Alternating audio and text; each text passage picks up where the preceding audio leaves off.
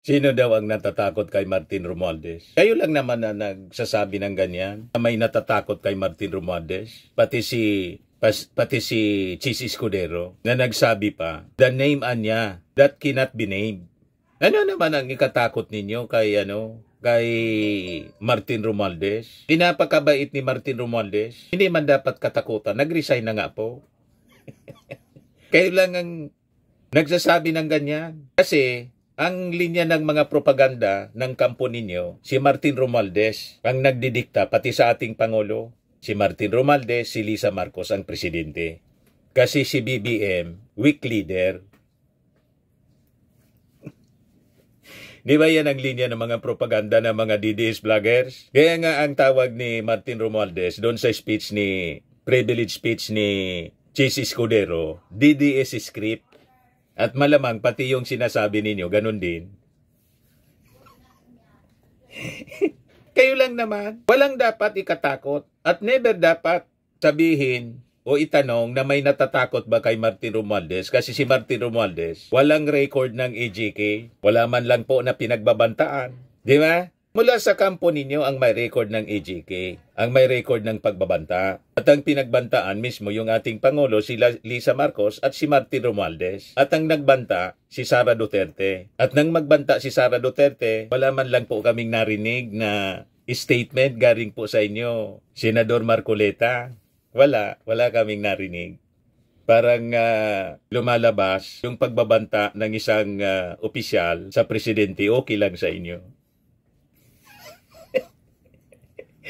O diba? Huwag kami Marcoleta.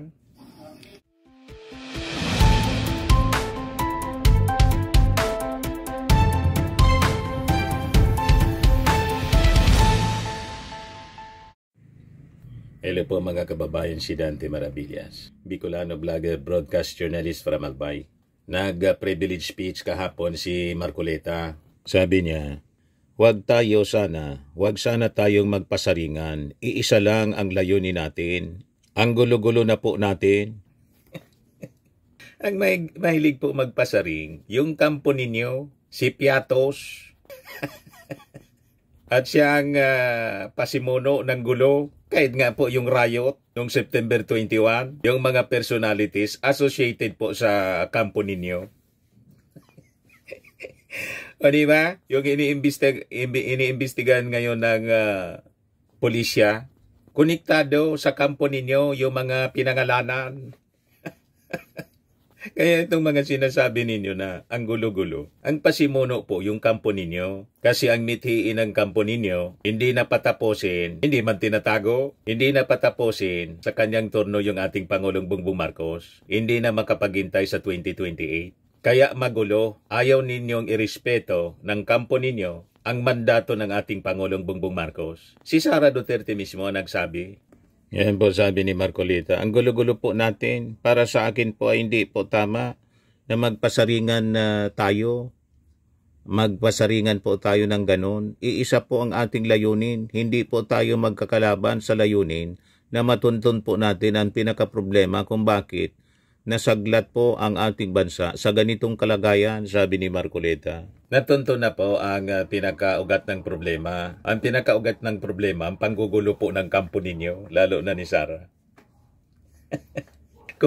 Kung si Sara po, nanahimik na lang at hinintay na lang niya na magtapos ang turno ng ating Pangulo. At habang siya Vice Presidente, anyway, kayo ni team siya, sumuporta na lang sana sa ating Pangulo. Kaya pinili niya kasi na mag-ambisyon. Inappoint pa nga niya yung kanyang sarili as designated survivor. Imagine that. At ang simula ng away, ang nagsimula yung kampo ninyo.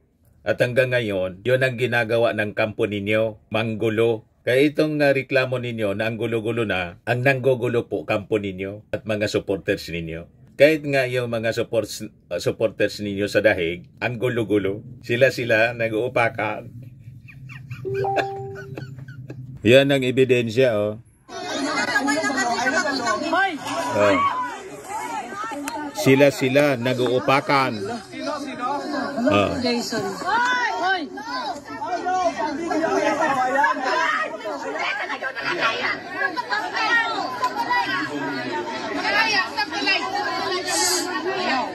Kita ninyo? Layo.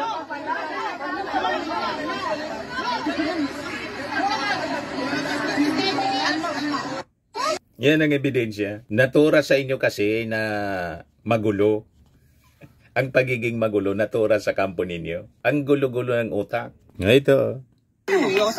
Mula sa FB ni Harry Roque.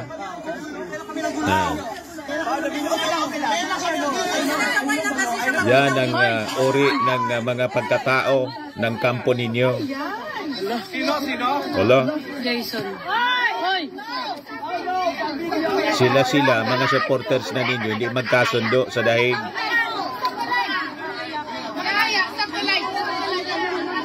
Sabi dito sa report ng Diwar, Abante Radio, Duterte Street Fight. DDS mula sa sa Pinas at Europa nagsalpukan. At yung September 21, riot, konektado sa kampo ninyo. Kaya, huwag kami Marcolita pagsabihan ninyo na ang gulo-gulo na. Ang nanggugulo po mula sa kampo ninyo. Kasi hindi makapagintay. Gusto nang iupo si Sara Duterte. At si Sara mismo, ang simula ng gulo. Nagbanta pa nga sa ating Pangulo, kay Lisa Marcos at Martin Romualdez. Di ba? Napakalinaw. Yes, sabi dito ng mga nagre-react. Tama lang yan na live nyo para naman may patunay kung anong klaseng ugali meron kayong mga DDS. O di ba? Sabi ni Andin Asaki Jr., binigyan nyo lang ng kasiyahan yung mga anti-Duterte. Wag na lang sana mag-upload ng mga ganitong pangyayari. Ang yayabang nila eh. Tama si Ping Lacson. Sabi ni Ping Lacson, he is overly vocal, boastful, or aggressive so he can create an image of strength through noise. Patama kay Marcolita. Malinaw po na patama kay Marcolita. Ang ingay-ingay po sa Senado.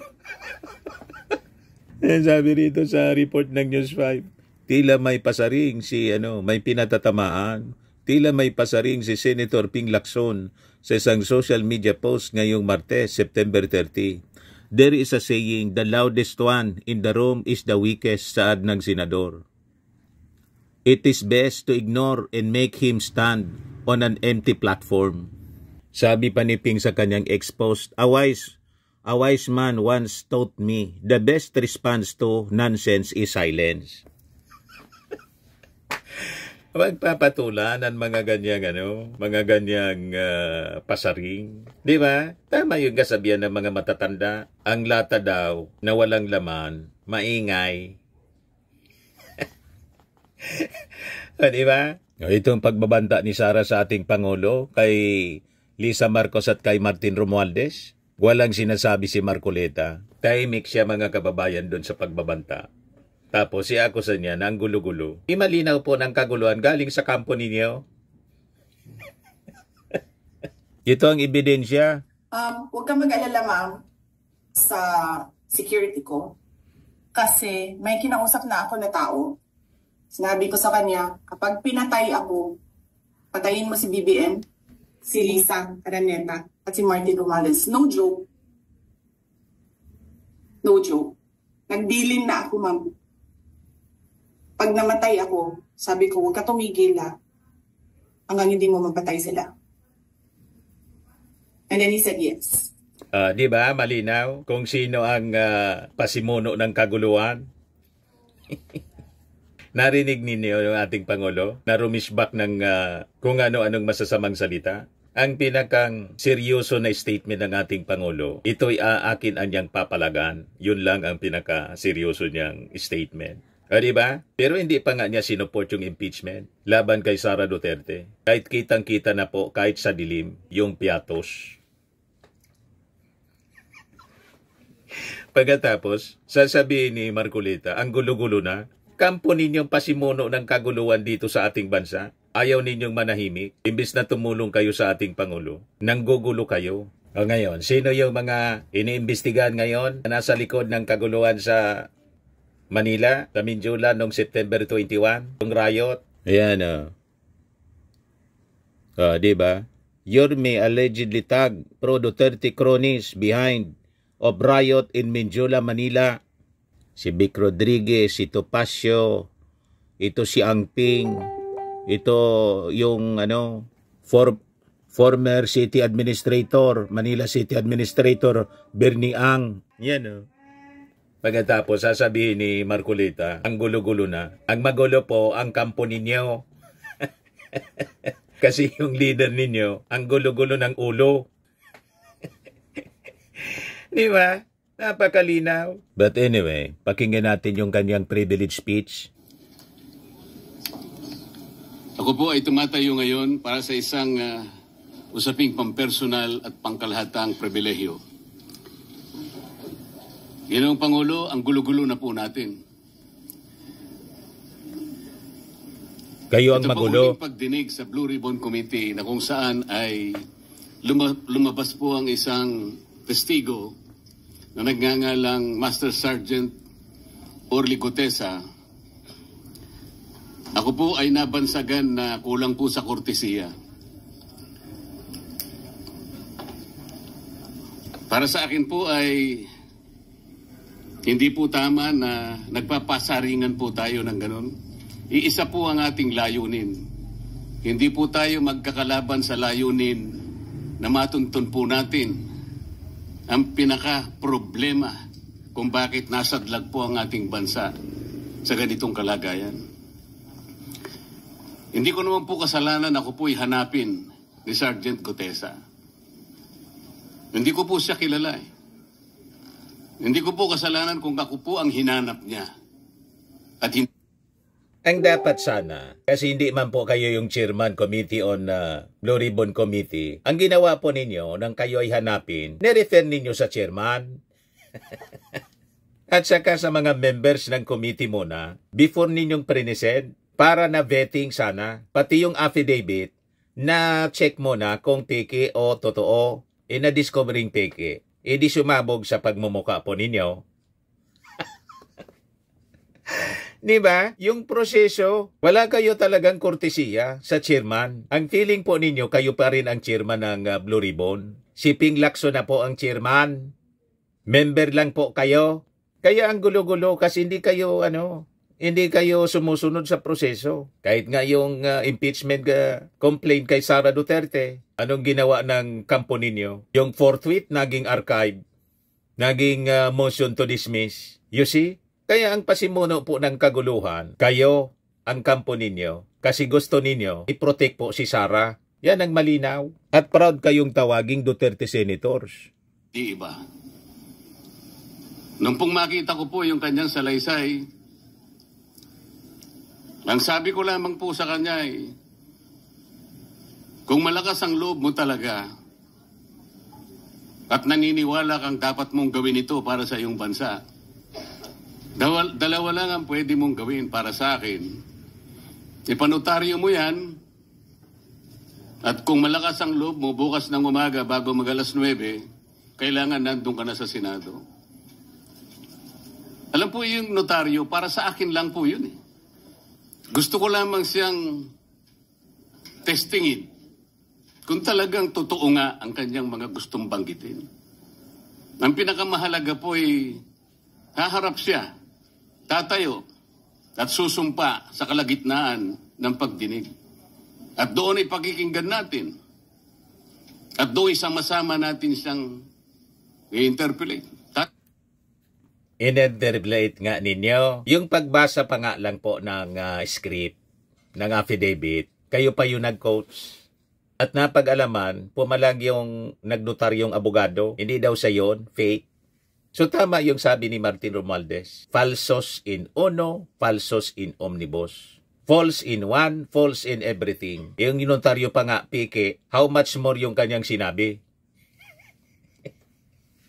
O diba? Kung totoo yung kanyang mga sinabi, dapat doon pa lang sa pagpanotaryo, siniguro niya na hindi piki. Ipiki. O diba? Kaninong kasalanan yan?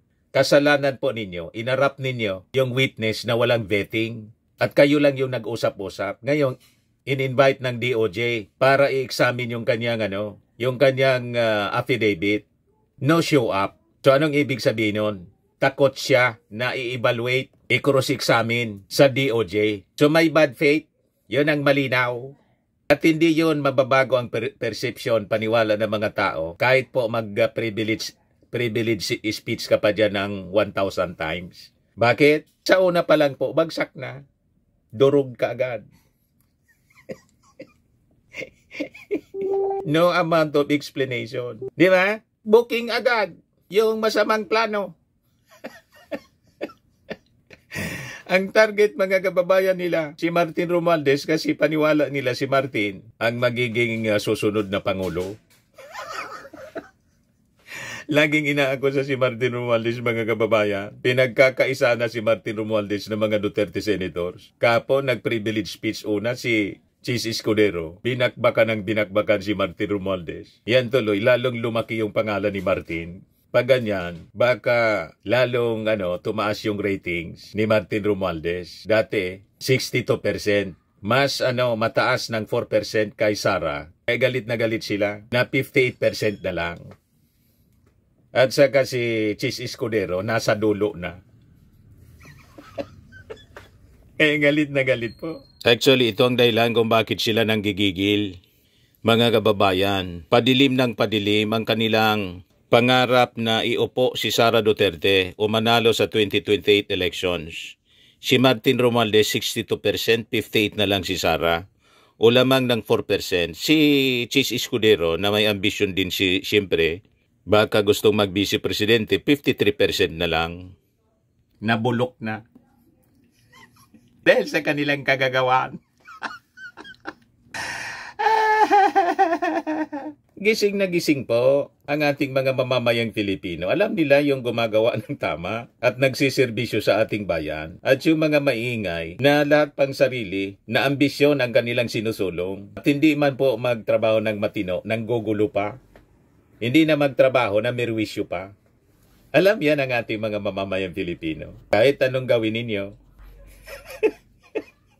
Kaya nga sabi ko, mga kababayan, si Martin Romualdez nag-resign na as speaker. Patunay na siya po may kahihiyan, may delikadesa, at tanda niyang harapin yung kaso, yung investigasyon. Si Saldico po nag-resign na as congressman kasi nasabit dito sa flood control scandal. O ngayon ang tanong, kumusta naman yung mga nasabit na senador? Si Chis Escudero ba nag-resign as Senate President? Hindi po. Kung hindi po siya, mga kababayan, kinudita ng majority ng mga senador, ayaw umalis ni Chis Escudero bilang Pangulo ng Senado. First time po in history ng ating bansa ng Congress na ang speaker nag-resign. Kahit sa Senado walang ganun na nag-resign, talagang kinukudita before na umalis. You see, yan ang tanda ng delikadesa. What about yung mga senador na sabit sa flood control? Tulad ni Jinggoy, ni Joel Villanueva. Ano plano? Ba't hindi ninyo sundan yung ginawa ni Saldico na nag-resign? Di ba? Walang plano na mag-resign ang sino mang senador na sabit. Wala tayo na nakikitang tanda. Kita ninyo? Anong ibig sabihin nun? Ang kakapal ng muka.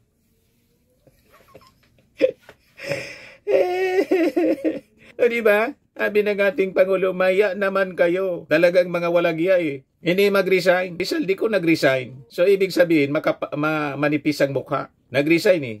At siyempre, anda niya nga harapin yung kaso. Si Martin nag-resign as speaker. Yan ang tanda na manipis ang mukha ng mga taong ito. May hiya. Nahiya doon sa sinabi ng ating Pangulo, maya naman kayo. O yung mga senador, may hiya. Wala eh, proud na proud pa sila, mga kababayan. Ni mag-inhibit sa Blue Ribbon Committee, hindi magawa nitong mga tangkot na senador. You see, pagkatapos may gana pang mag-privilege speech si Marcoleta. Pero pakinggan natin kung kapani-paniwala ba yung mga pinagsasabi niya. Tanungin. Nakita naman po ninyo kung paano niya sinasagot ang bawat tanong. Walang pag-aalinlangan. Siya lamang po ang natatangi na testigo na kumonekta sa pangalan ni Saldico at Martin Romualdez. Wala nang iba. Ngayon po siya ay naharap sa napakaraming pasaring din. Bakit po ako ay walang kortesiya? Hindi po ba ako ay humingi ng panahon sapagkat hindi ko naman po alam kung talagang darating siya nung araw na yon. Kaya hindi na po ako nagsabi. Gusto ko talagang paniwala ang darating siya. Dumating nga po siya. Kaya ko siya inilabas. Pero kung pag-uusapan po, unang-una, dapat hindi mo inilabas muna. Inayaan mo muna sana na ma-vet ng committee. Hindi yung kayo lang. Dapat may vetting process kahit sa Congress. Hindi basta hinaharap. Kasi marami ng masamang experience ang both Congress, House of Representatives, tapos yung Senado. Di ba? Ang dami ng mga peking testigo tulad ni Mawanay, Ador Mawanay, ni Bikoy. At yung testigo ni Bato de la Rosa, si Jonathan Morales.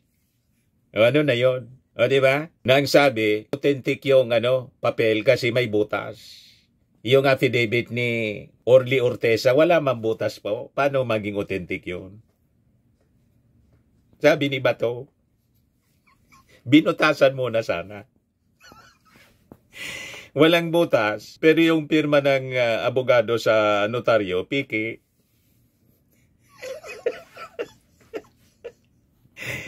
In worse, in-invite ng DOJ yung witness ninyo para i-evaluate yung testimony at kung totoo yung kanyang pinagsasabi, di kasuhan si Saldico at saka si Martin Romualdez. Hindi nagpakita. Ano ang ibig sabihin nun? Di ba takot siya na madiscover yung kanyang fake na affidavit? Ang gusto kasi ninyo, lahat ninyong sinasabi, paniwalaan. Hindi po pwede kasi ang kampo ninyo, santambak na mga sinungaling yung mga DDS.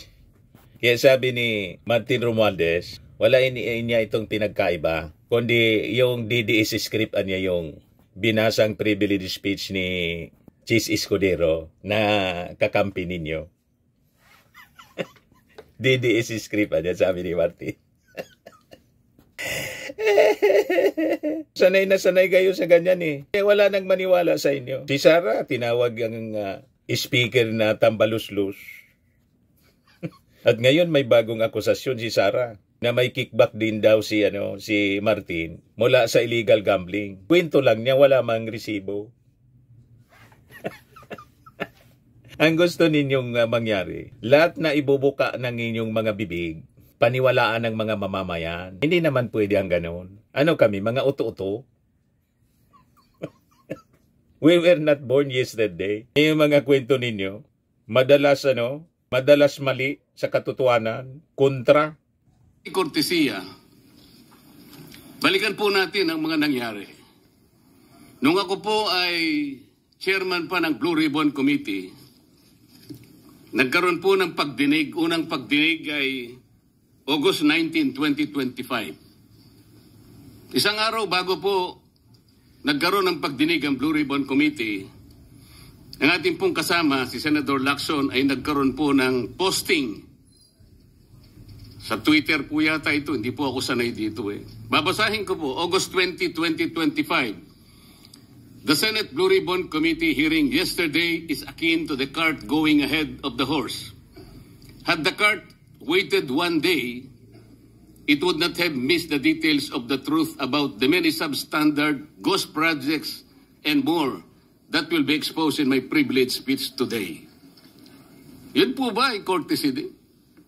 Sa akin pong palagay, hindi dapat po nagkaroon ng ganitong pagpapasaring. Alam ko po ba kung sino-sino ang tatayo para mag-deliver ng privilege speech? Matagal ko na pong sinabi noon kung kailan po ang pagdinig. Wala po akong itinago. Ngunit kung sasabihin na kung naghintay kami ng isang araw, ay mas marami pa sanang mga detalye at katotohanan ang naihayag. Hindi po ba sinabi ko sa inyo noon, mismong Pangulo ng Republika ng Pilipinas ang nagbigay sa akin ng USB na nandun po lahat ang mga proyektong pinaghihinala na ghost projects? Ayaw ko lamang pong ilabas ng isa-isa sapagkat sa aking pagkakaalam noon, Ginoong Pangulo, mali din po yung binigay na mga coordinate sapagkat ang pinagbasihan nila yung MYPS. hindi yung PCMA na palagi ko pong binabanggit. Sa mga kapatid, kahit na po yung mga binanggit na projects ng ating kasama, salig po sa mga maling coordination. At saka konti lang, pinili lang. Nagkataon lang po maganda nga talagang pagkakapresent sapagkat kulang na lang po yung cinematography at saka screenplay. Kung meron pa lang sanang sound effects, baka nandun yun. Huwag po sanang ganun magpasaringan tayo. Iisa po ang layunin natin dito Yung matukoy natin kung sino ang merong utak dito. Na ngayon po ay unti-unti na pong naihayag. Sino bang natatakot kay Martin Romualdez? Marami po siguro dito sa kapulungan ito. Sino daw ang natatakot kay Martin Romualdez? Kayo lang naman na nagsasabi ng ganyan. May natatakot kay Martin Romualdez. Pati si Chis Escudero na nagsabi pa, the name anya that cannot be named. Ano naman ang ikatakot ninyo kay Martin Romualdez? Pinapakabait ni Martin Romualdez. Hindi man dapat katakutan. Nag-resign na nga po. Kayo lang ang nagsasabi ng ganyan. Kasi ang linya ng mga propaganda ng kampo ninyo, si Martin Romualdez ang nagdidikta pati sa ating Pangulo. Si Martin Romualdez, si Lisa Marcos ang presidente. Kasi si BBM, weak leader. Di ba yan ang linya ng mga propaganda ng mga DDS vloggers? Kaya nga ang tawag ni Martin Romualdez doon sa privilege speech ni Chis Escudero, DDS script. At malamang pati yung sinasabi ninyo, ganun din. Kayo lang naman. Walang dapat ikatakot at never dapat sabihin o itanong na may natatakot ba kay Martin Romualdez kasi si Martin Romualdez walang record ng EJK. Wala man lang po na pinagbabantaan. Di ba? Mula sa kampo ninyo ang may record ng EJK, ang may record ng pagbabanta. At ang pinagbantaan mismo yung ating Pangulo, si Lisa Marcos at si Martin Romualdez. At ang nagbanta, si Sara Duterte. At nang magbanta si Sara Duterte, wala man lang po kaming narinig na statement galing po sa inyo, Senador Marcoleta. Wala kaming narinig. Parang lumalabas yung pagbabanta ng isang opisyal sa presidente, okay lang sa inyo. O diba? Huwag kami Marcoleta. Pero hindi ako natatakot kay Martin Romualdez. Sino naman nagsabi sa iyong dapat kang matakot? Kung hindi ka natatakot kay Martin Romualdez, unang-una, si Martin Romualdez hindi mananakot.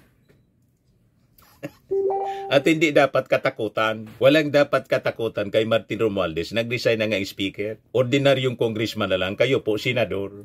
So anong problema ninyo kay Martin Romualdez? Ba't ninyo pinagkakaisahan si Martin Romualdez na ordinary congressman na lang?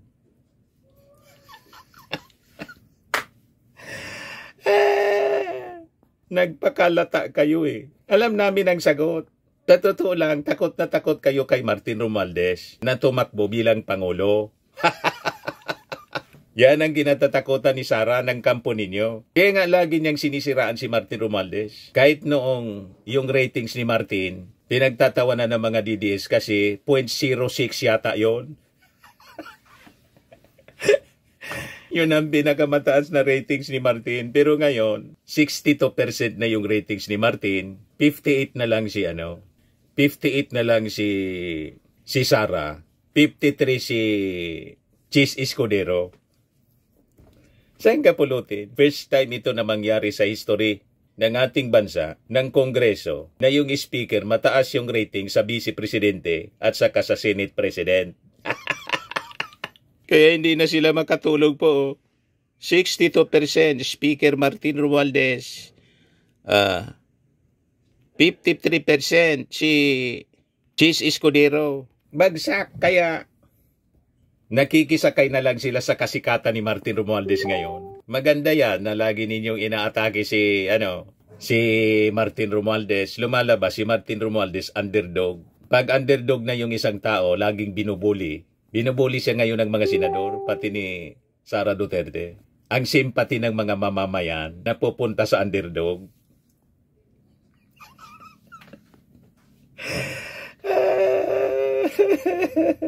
Ituloy ninyo ang pambubugbog, ang pagduro kay Martin Romualdez. Tuwang-tuwa yun. Lagi ninyong binabanggit yung kanyang pangalan.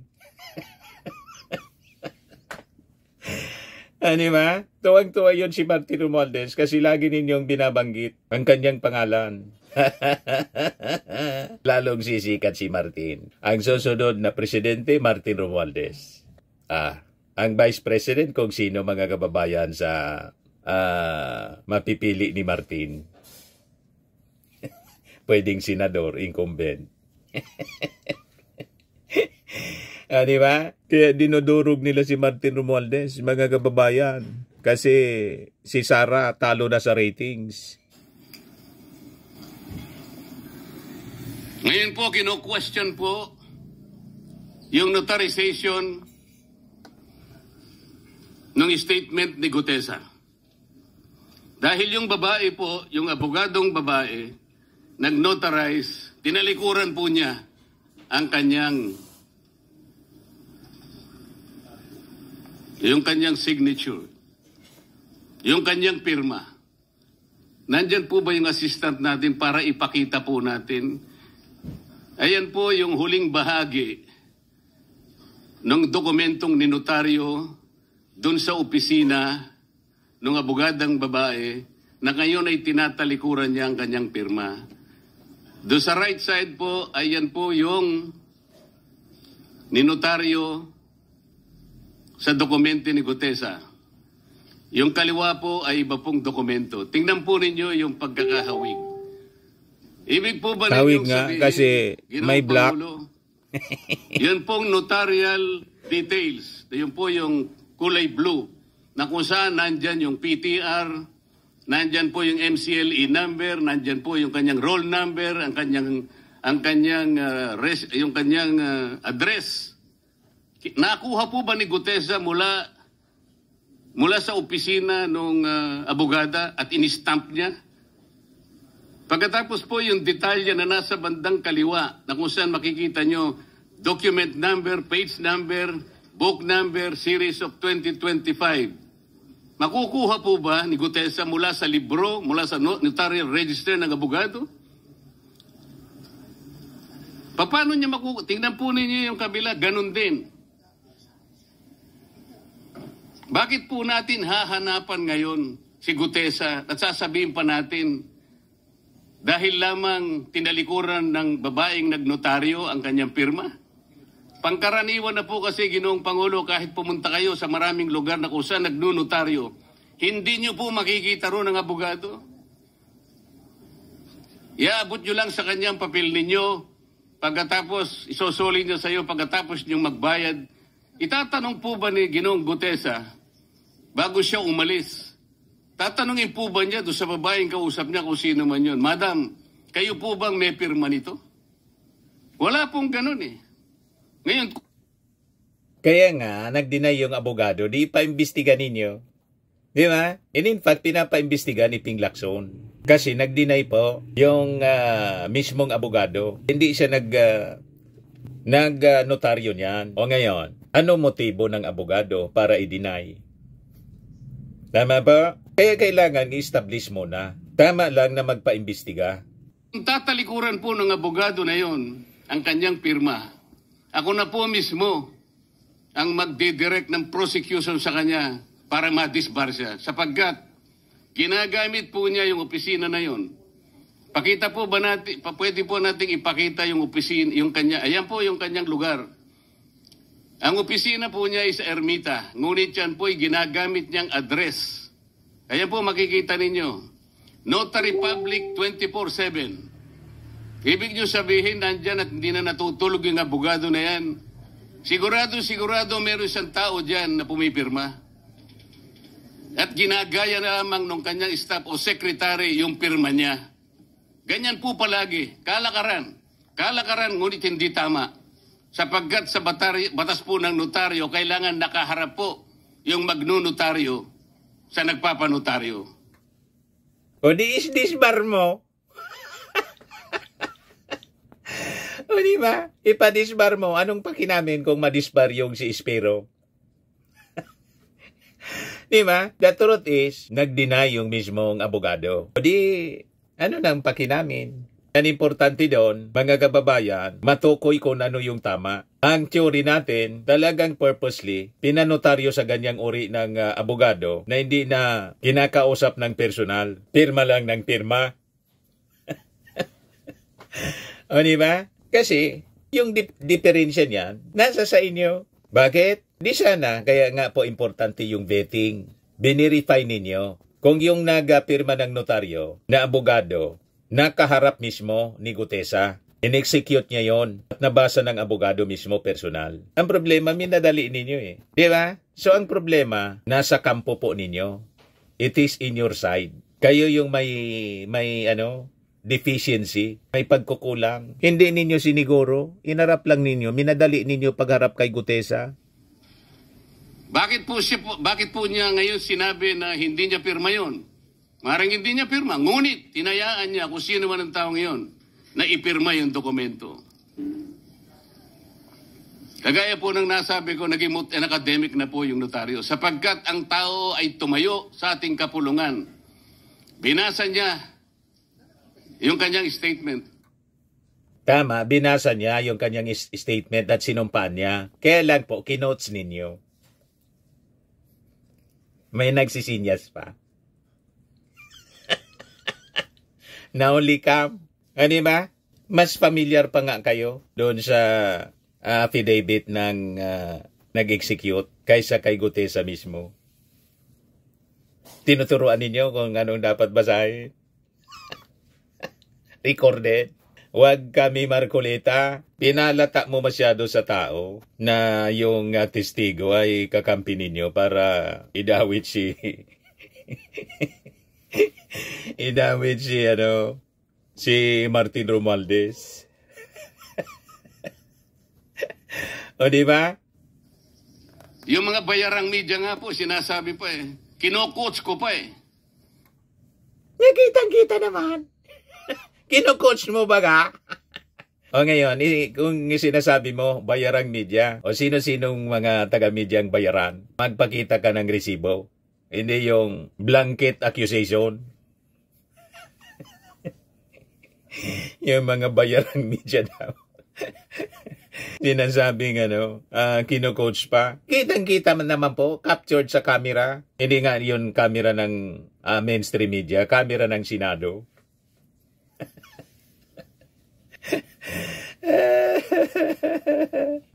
Bakit ko po siya sinabihan na dahan-dahan siya?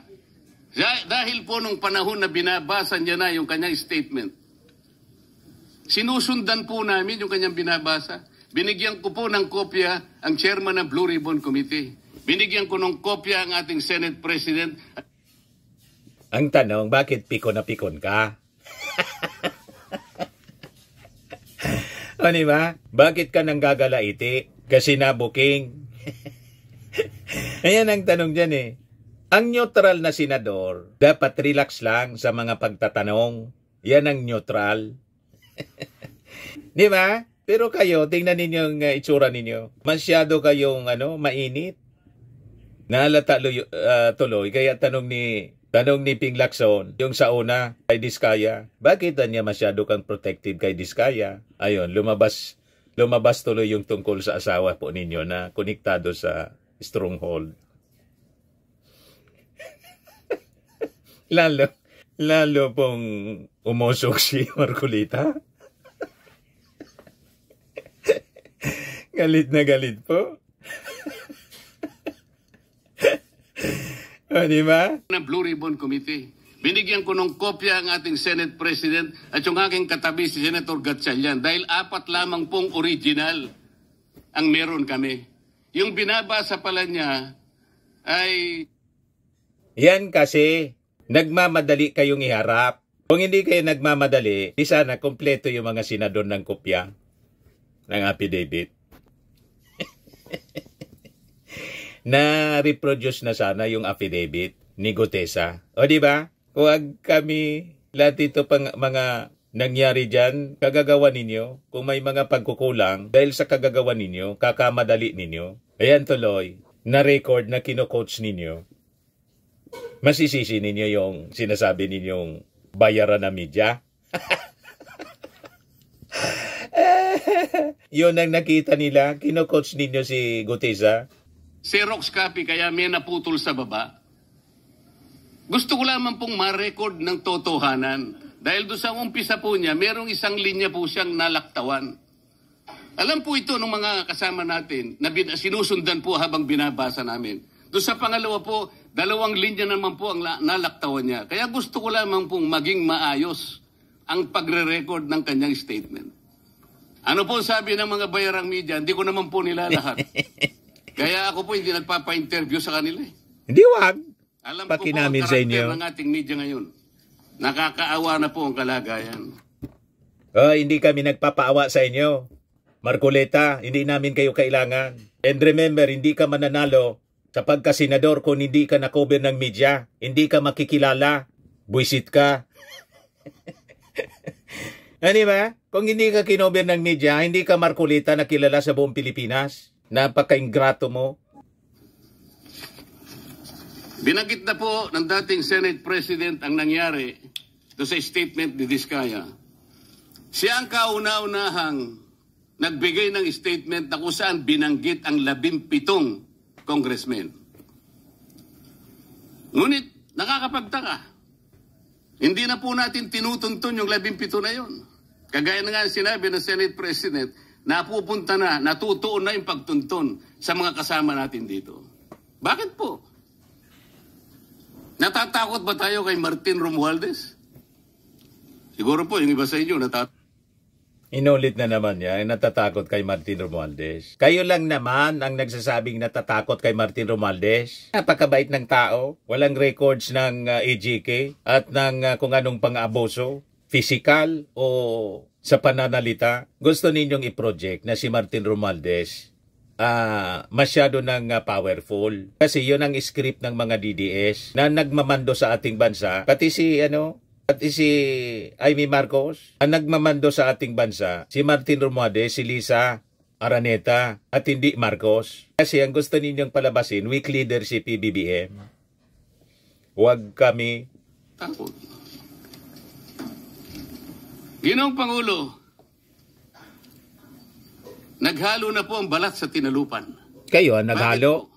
Ngayon ko lamang po na Kayo ang nanggugulo. Kayo ang naghalo ng balat sa tinalupan. Sino ba yung maiingay dyan kung hindi kayo, kampo ninyo? kita sa pagdinig ng Blue Ribbon Committee. Nandun po yung Justice Secretary. Hindi pa po natin natatapos na pagtatanungin yung respondent, yung resource person, na tayo po ang merong legal and physical custody. Hindi ko maintindihan kung bakit dadalhin niya sa kanyang opisina at pagbalik niya, meron na siyang supplemental affidavit. Ano po ba itong nangyayari sa atin? Di ba ang gusto ninyong mangyari? Mabilis na aksyon. Nakabantay na yung DOJ para kasuhan kaagad. Pag yung testimony ng testigo ninyo ay talagang sufficient to file a case doon sa mga inaakusa. So anong problema ninyo doon? Damn if you do, damn if you don't.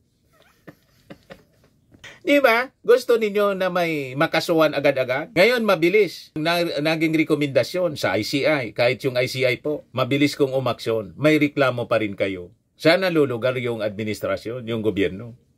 O di ba? Pag walang nakasuhan, kasi mabagal gumalaw yung DOJ, sasabihin, sarsuela ang mga investigasyon kasi wala man nakulong. Tapos may issue na naman kayo, siyempre, laban sa administrasyon. Kasi sasabihin ninyo, despite ng investigasyon na ginawa ninyo, wala mang nakulong, walang nakasuhan. Huwag kami Marcoleta. Ngayon na mabilis na gumalaw yung DOJ, may reklamo pa rin kayo. Meron na ba tayong alituntunin? Meron na ba tayong agreement sa pagitan ng DOJ at ang pag-imbestigang ginagawa natin sa Blue Ribbon Committee? Hindi ko na po maintindihan kung ang Blue Ribbon Committee is the investigative arm of the Department of Justice. Ang sabi ko po nung nasa... So, anong purpose ninyo sa pag-imbestiga kung hindi kakasuhan ng DOJ?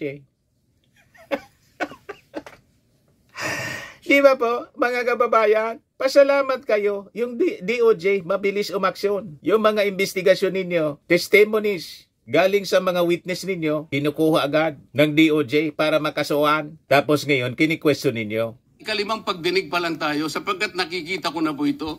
Kaya po naghangad pa ako sa ating chairman no na sana'y paraanin niya ako. Meron lang akong gustong isang guni muna at pag-usapan sana muna. Hindi naman po ako nabigyan ng pagkakataon kaya nagkaroon pa po ng konting sagutan doon.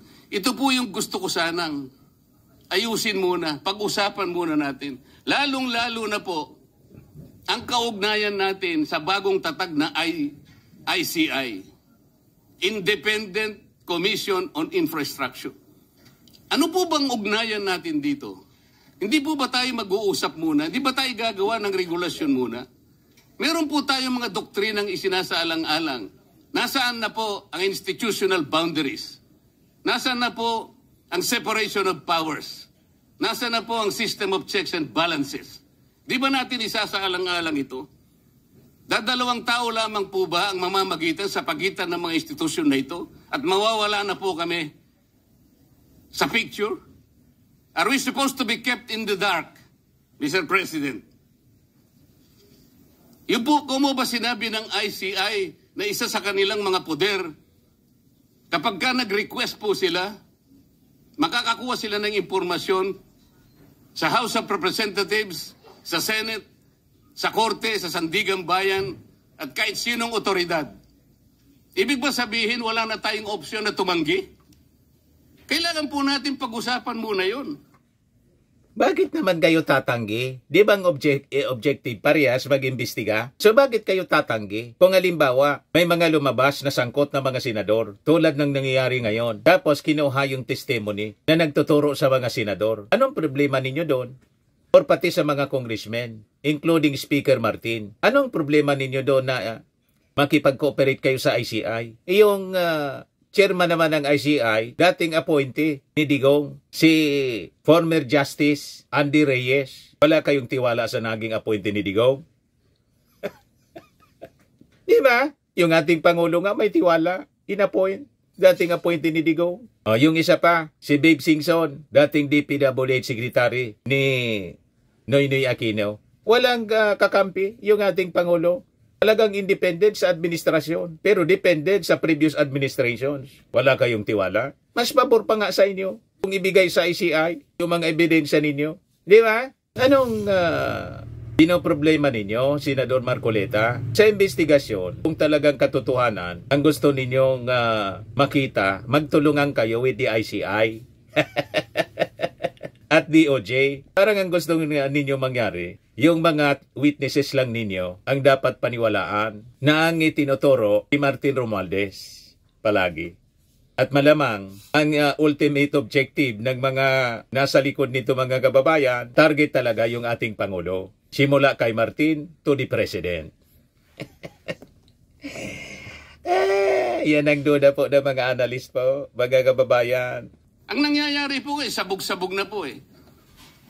Baka nga yun ang isang dahilan kung bakit nag-resign po yung advisor na si Mayor Magalong ng Baguio. Nag-resign si Magalong kasi conflict of interest. May baho din na sumingaw doon sa Baguio. O diba? O ngayon, wala man problema kung nag-resign siya. Hindi man siya member po ng ICI, advisor lang. Ngayon, pinalitan na po si General Asorina ang pumalit kay Magalong. O di okay.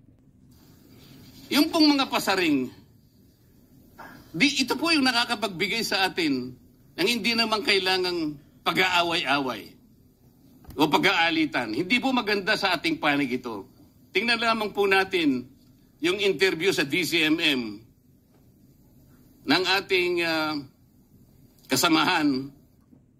Sa issue ng pag-aaway-away, wala mang ganong na-observe tayo sa mga majority members ng Senado. Ang mga palaaway man lang po, kayo, Yung kampo ng mga Duterte, sila man lang po ang mga palaaway. Yung mga vlogger nga doon, parehas Duterte pero nag-aaway sa dahig. Kasi nga po, yung leader nila palaaway, si Sara. Si Digong palaaway. Kaya, like leaders, like follower. Yan o, nagrarambulan. Nagrarambulan. Ayos eh. Sino? Hala. Wait, stop. Hala. Hala. Yan ang natura ng grupo ninyo. Palaaway. Kaya malabo yung akusasyon ninyo na nag-aaway-away. Kayo lang naman nakikipag-away. Yung mga senador ng majority, hindi man nakikipag-away. May hinahon sila. Kayo lang ang laging high blood.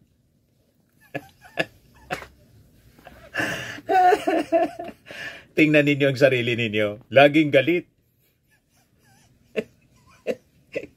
Sabi niya, ang gulo-gulo. Kayo yung magulo.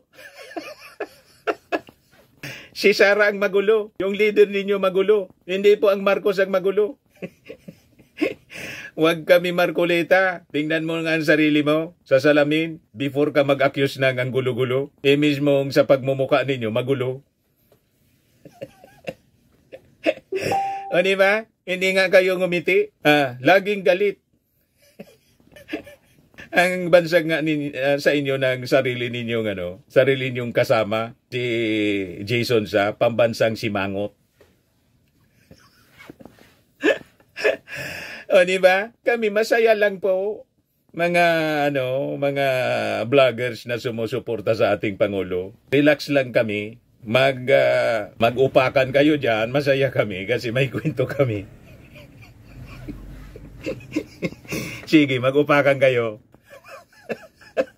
Upakan si Martin. Sige lang, para may kwento kami. Kala ninyo, malulungkot kami kung upakan ninyo si Martin. Upakan ninyo. Kasi habang inuupakan ninyo si Martin, lalo na lalaki yung pangalan niya kasi pinagkakaisa ninyo. Binubuli ninyo, mga senador kayo. Nag-resign na yung tao bilang speaker. Ayaw pa ninyong tantanan.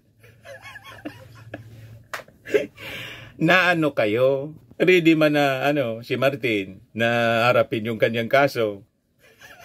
Ayaw ninyong tantanan. Sige, upakan araw-araw. Mangyari yan, manalo tuloy na presidente. Chairman ng Blue Ribbon Sumikat. Committee na ang mga host ay si Victoria Tulad at si Christian Yosores noong September 28, 2025. Ang tanong po nila, ilang hearings pa ang nakikita ninyong gagawin ninyo?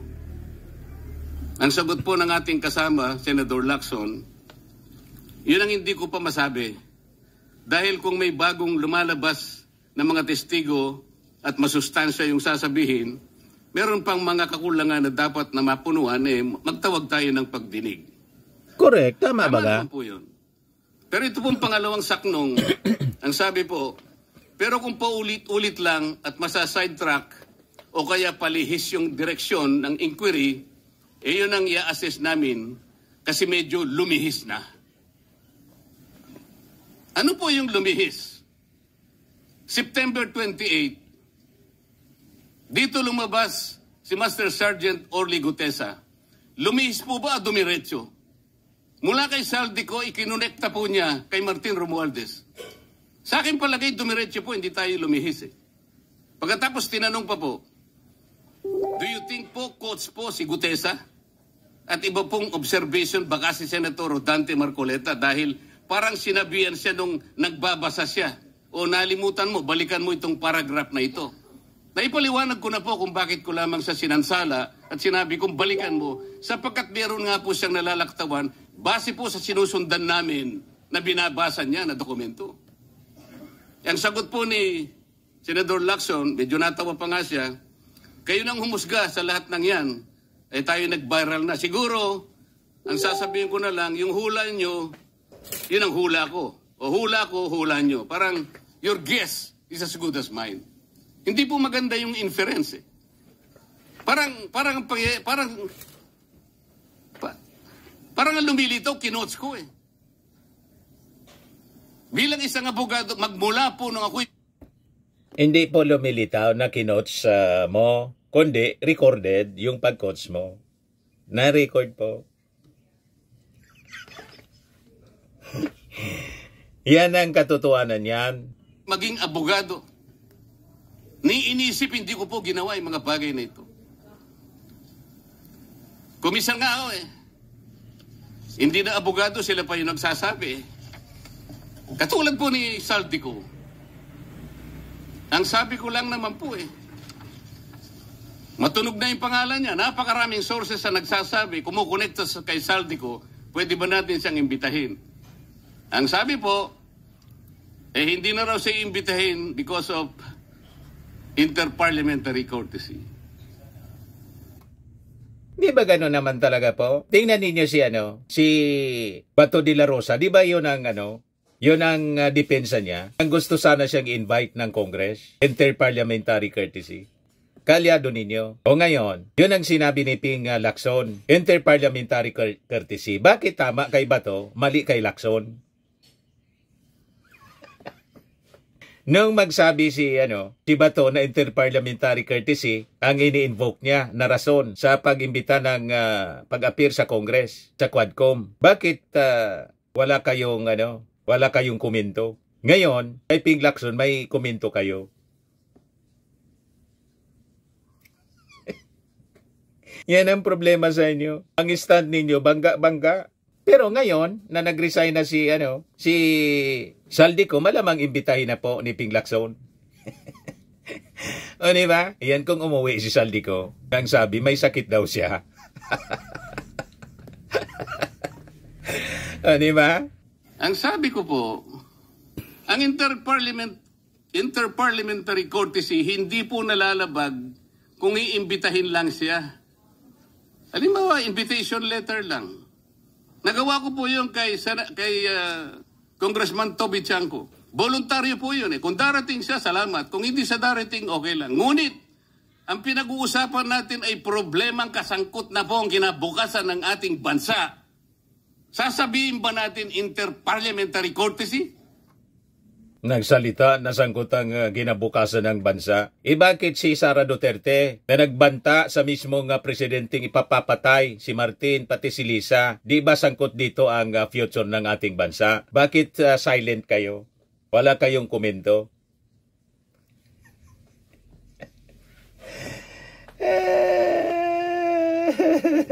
Huwag kami Marcoleta. Pag pabor sa inyo, yan ang sinasabi ninyo. Pag hindi pabor sa inyo, may reklamo kayo. Nakikinig po ang buong bayan. Tatakpan po ba natin dahil sa interparliamentary courtesy? Nakasulat po ba sa bato yun? Kumusta naman yung archive sa impeachment? Hindi yung pagtatakip sa trial? Yung motion to dismiss ni Batorne na pinagkaisaan ninyo. Bumoto kayo.